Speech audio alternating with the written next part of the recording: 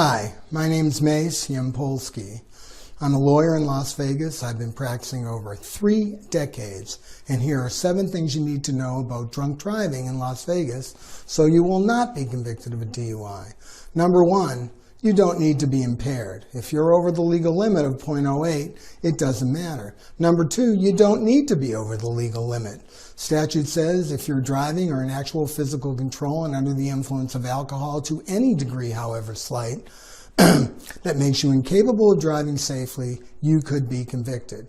Number 3, you don't need to be under the influence of alcohol or have any illegal drugs in your system. If you have drugs such as Xanax or Valium, you still could be convicted of a DUI. Number 4, you don't even need to be driving. Statute says if you're driving or in actual physical control. So if you're driving and you pull over the side of the road and you park because you think you're impaired, take the keys out of the ignition and sit either in the passenger seat or in the rear seat so you don't get convicted. Number 5, you have a constitutional right to refuse any chemical tests. So if they want to take your blood or breath, you can require them to get a warrant, which is your constitutional right. Unfortunately, in the state of Nevada, if you do so, they will revoke your license for an additional 1 year, even if your blood alcohol level is under a .08. Number 6, you can be in an accident that's not your fault and still be convicted of DUI. However, if you're charged with felony DUI with death or substantial bodily harm, you must be the proximate cause of the accident. In other words, you need to be responsible. So if you're driving and you're over the limit, someone comes across the median, hits you head on and dies, you can't be convicted of DUI with death or substantial bodily harm, which is a felony, carries 2 to 20-year penalty, but you could be convicted of misdemeanor DUI.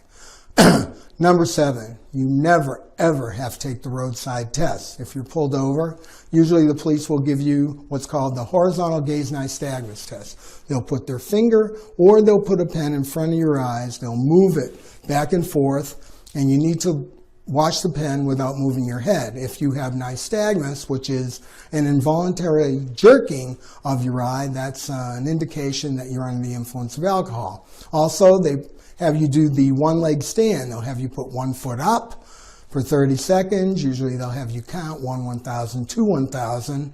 And they don't tell you, but if you use your arms for balance, that's a clue, which means you could fail. The final test they'll do is called the walk and turn. They'll have you walk 9 steps forward, turn around 9 steps back, but you must have your heel and toe close together. How close? Who knows? But the policeman's the one that decides. So those are the 7 things. Number 1, you don't need to be drunk. Number 2, you don't need to be over the legal limit.